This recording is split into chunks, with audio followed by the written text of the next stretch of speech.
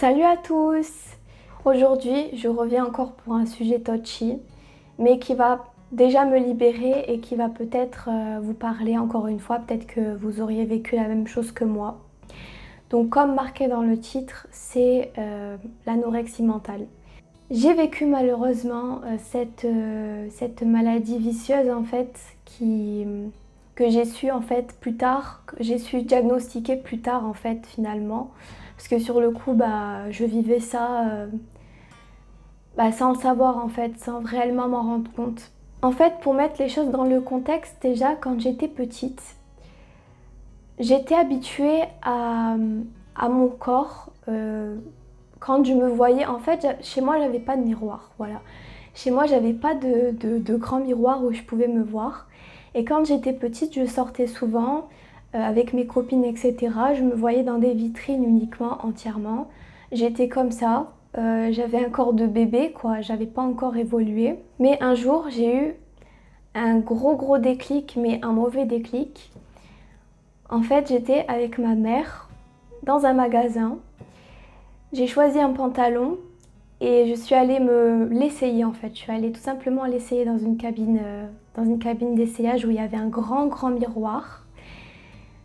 Et je me suis déshabillée, je me suis vue. J'avais 12 ans là, à cette époque-là, hein, pour vous situer. J'avais 12 ans. J'ai regardé mon corps. Il avait complètement changé de la vision que j'avais depuis que j'étais petite. Je regardais mon corps, je me disais mais c'est bizarre. Je suis grosse en fait. Je me suis dit mais je suis grosse. Et ma mère elle était derrière moi. Elle me disait non mais c'est trop mignon et tout ça. Ça fait un petit peu nounours et tout ça. Bon après les termes qu'elle avait, bon c'était pas toujours les bons termes qu'elle avait pour me rassurer on va dire. Mais ça a été un choc pour moi de me voir que mon corps ait changé en fait. À cette période-là, c'était à la puberté, je commençais à avoir des formes, etc.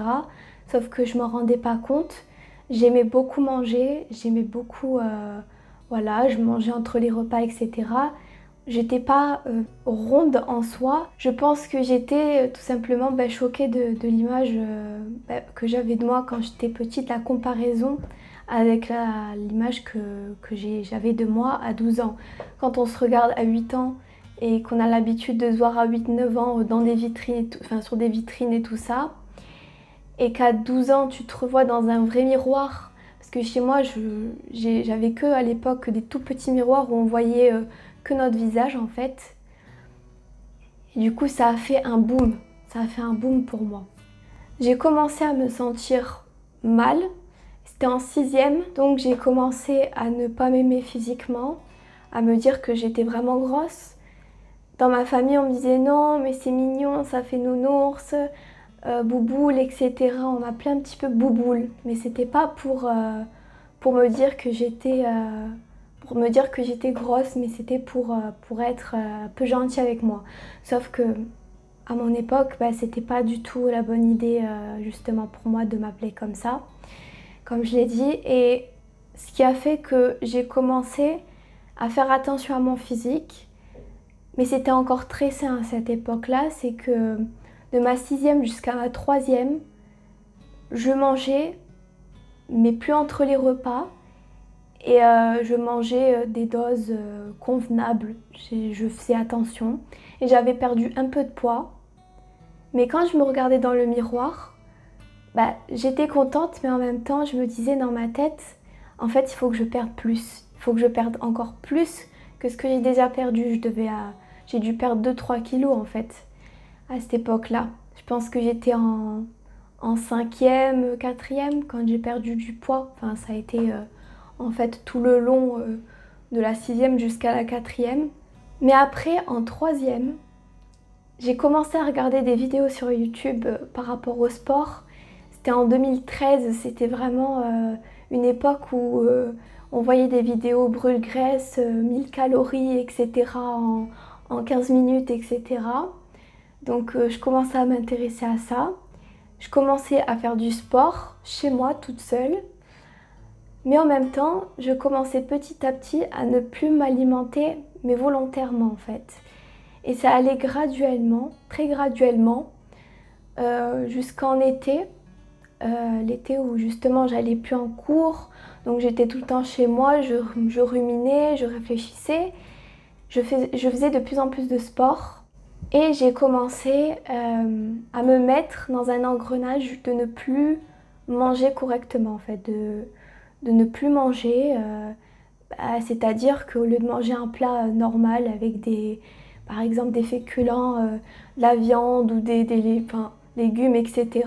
ou poissons, que sais-je, ben, je demandais à ma mère de me couper une tomate et un concombre pour que le soir, quand je faisais mon sport, en fait, j'ai pas beaucoup de calories à brûler, en fait. Sauf que, avec ça, ben, j'ai commencé à devenir parano, en fait, à commencer à me dire, ben, en fait, il faut que je mange que ça, je peux plus manger de pain parce que ça va me faire grossir.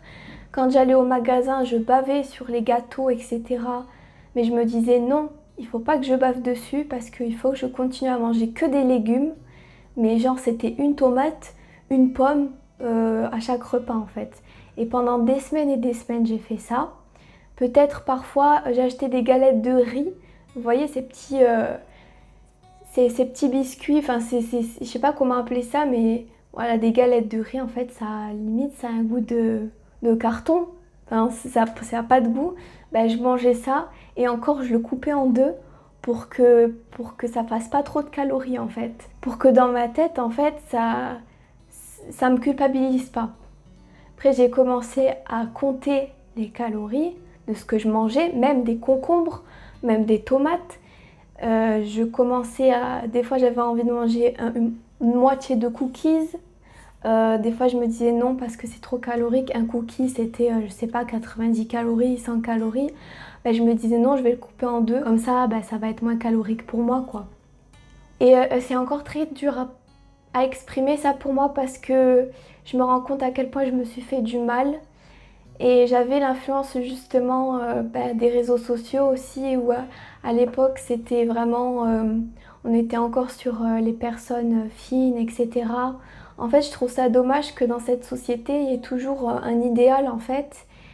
Et, euh, et du coup j'étais dans cet engrenage-là de vouloir devenir complètement mince, mais je suis devenue trop maigre en fait. Je suis arrivée à un moment où pendant tout l'été, de ma troisième jusqu'en seconde, j'ai mangé très mal, j'étais sous-nourrie, je sais pas comment on peut dire ça, mais voilà, je buvais en plus pas assez, donc je maigrissais très vite et en même temps avec le sport, bah, j'étais trop contente.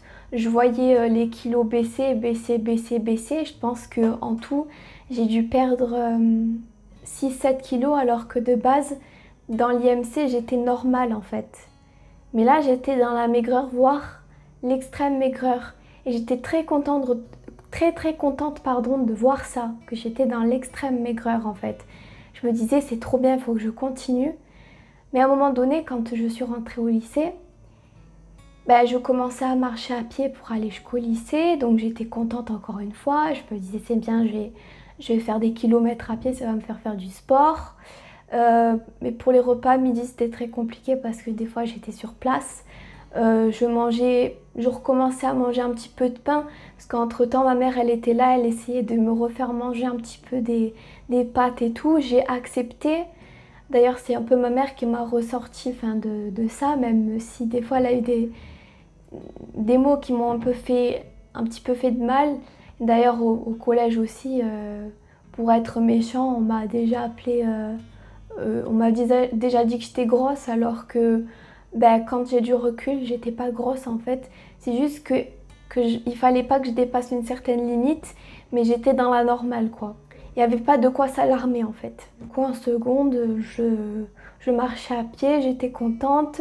Donc je me permettais de manger à midi, j'achetais du pain. Je mangeais du pain seul, mais genre en petits bouts en fait. Et j'avais tout le temps cette idée de calories en tête. Je téléchargeais des applications pour marquer mes calories, etc., ce que je consommais. Mais ça allait petit à petit de mieux en mieux. Moi, je ne suis pas arrivée jusqu'au point où j'avais dû aller à l'hôpital ou quoi. Mais c'est vrai que j'étais presque parce que j'avais atteint 42 kilos et j'avais déjà ma taille actuelle, je pense, je fais 1m64, 65 et là j'en fais actuellement et je suis encore je suis mince et j'en fais 49, 48, 49 donc pour vous situer. Donc c'est en seconde, petit à petit, que j'ai recommencé à manger, je voyais des gâteaux, je commençais à un peu plus picorer par-ci, par-là. Ma mère, elle me disait, mais tu vas tomber par terre en fait, si tu continues comme ça, tu vas devenir malade. Sauf que je l'étais déjà. Et il y a vraiment un jour où ça m'a vraiment éveillée. C'était ce jour où je suis rentrée du lycée, où je ne me sentais plus quand je marchais. Et je me suis laissée tomber sur la banquette de mon salon. J'arrivais plus à me soutenir moi-même en fait. Et c'est là que je me suis rendu compte moi-même que j'allais un peu trop loin et que le fait que ma mère me dise que ma larme et que aussi ma sœur aussi à un moment donné elle m'a quand même alarmée, bah j'ai eu raison, j'ai quand même réussi à me faire une raison moi-même avec l'aide de ma mère. Mais c'était pas facile, ça a duré après peut-être 1 an à ce que je me rétablisse toute seule. Et à l'heure actuelle, je vais pas vous cacher, je ne suis plus anorexique, mais j'ai vraiment des fois une peur de prendre du poids, énormément de poids d'un coup en fait, et j'ai peur de revivre en fait ce que j'ai vécu à l'époque. Donc finalement, je fais moins attention à ce que je mange parce que j'ai moins d'appétit qu'avant, etc. Mais pour vous dire, j'ai extrêmement souffert de ça. J'étais très contente parce que je me sentais mieux physiquement, je me sentais à l'aise, mais j'étais très fatiguée moralement, j'étais à bout de souffle de calculer tout le temps ce que je mangeais, de faire attention à mon alimentation comme ça. Pas beaucoup de monde autour de moi a remarqué que je devenais très maigre. Mon meilleur ami remarquait que je devenais très maigre parce que c'était mon meilleur ami.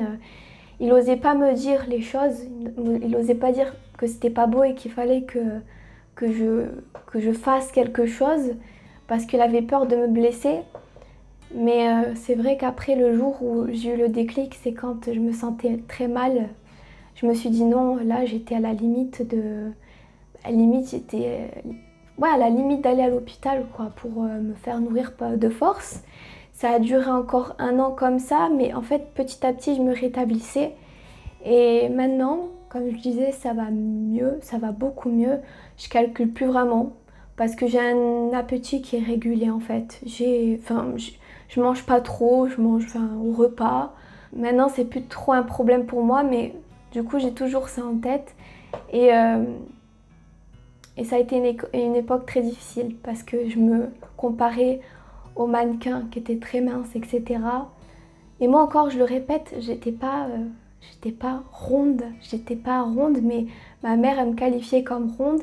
Et attention, je n'ai rien contre les ronds. Il y a des gens, ça va très bien, ça leur va très bien d'être rond. Des filles qui sont incroyables rondes, mais moi, quand je me voyais, en fait, comme je vous ai expliqué au début, c'était le choc.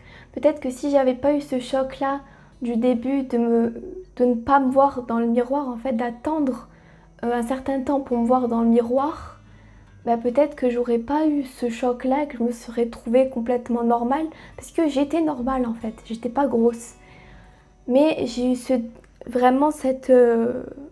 je savais pas si j'étais grosse ou pas grosse, et j'avais tendance au miroir à me voir plus grosse que ce que je l'étais en fait. À me voir vraiment plus grosse que ce que j'étais, et il y a eu des photos, j'ai pris des photos de moi contente, mais j'avais le visage creusé, on me disait. J'avais les jambes vraiment, c'était des bâtons. Et, et ça se voyait que physiquement, j'étais pas bien en fait, ça se voyait. Mais maintenant, j'ai plus trop de photos. J'ai plus de photos même, je pense. Et je me rappelle d'une photo qui m'avait choquée un peu plus tard. Et, et rien que d'en parler, ça m'émeut beaucoup parce que c'était une période très difficile pour moi de... Et je me suis accrochée. Et je me suis accrochée quand même. Je me suis dit c'est bon, sinon là tu vas mourir en fait, tu continues. J'ai commencé à reprendre du poids petit à petit.